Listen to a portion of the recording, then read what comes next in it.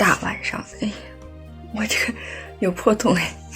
大晚上我做完直播之后啊，正准备睡的时候，我听到了一直在响的这个声音。我们这儿一直响的，要么就是鸟，在我们房梁、房顶和那个木头那个中间，要么就是地下就是老鼠。草原上老鼠是很多的，它在翻我的鞋柜，你得看一下。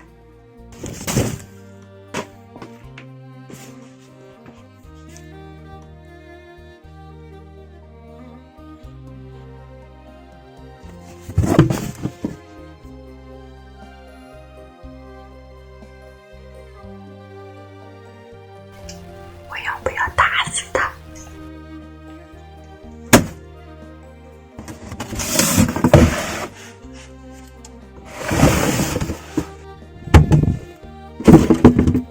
它好像又开始有动静了。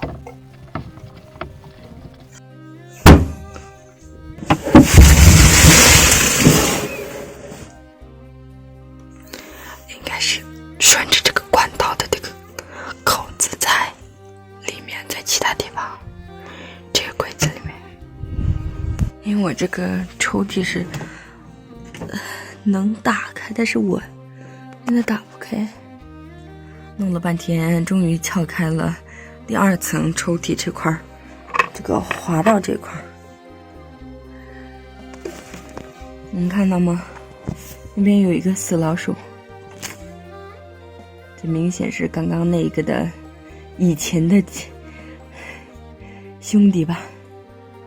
这里面是我的那个电脑什么的设备，然后这个的后面呢是木头，只有这两个是这个设计的有问题，后面没有挡的这个板。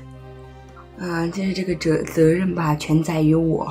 当时特别流行一个有阶梯的，然后上面是床的那种木床，然后我们在修房子的时候，我就跟爸爸说，我特别喜欢那个床，但在有限的条件之下，给我建成了一个这样的木床，因为是手工去做的，又是贴着墙的，所以觉得这个木头就省下来，没有做后面的挡的那个板，所以只要是我们暖气的这个管道呀，这些不是有洞吗？只要有这个洞，老鼠肯定就会过来。也有一次我离开家好多天，就4、5天，回来的时候，爸爸妈妈平时也是不会进我房间的。我回来的时候发现地上打开门的那一刹那，地上就有一个死老鼠，不知道它是在我房间里面没有找到吃的，饿死了呢，还是没有找到出口困死了，我就不知道。在草原上，老鼠是一个很大的祸害，在我们房间里各种打地洞，还有在牛羊蛇吃它们的饲料，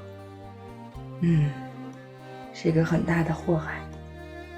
我的靴子拿出来了，生怕这个被咬到，因为它是皮的，咬破了我就再也没有办法穿了。其他鞋子还好，不是特别贵，都给翻出来了。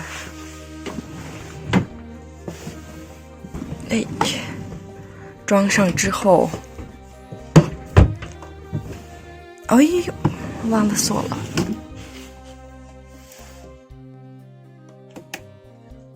包括这个挡着的这个花纹的，都是当时特别流行的。然后我偏要做这个抽屉，有一个坏处就是这里面装东西了，然后掉下去的时候，就是刚好是那个老鼠死掉的那个地方，我拿不出来。所以我刚刚看的时候，发现我的2个盖子，小收纳盒的2个盖子和几个塑料袋跟死尸在一起，我没有办法拿出来。然后那个死尸我也不知道怎么去处理。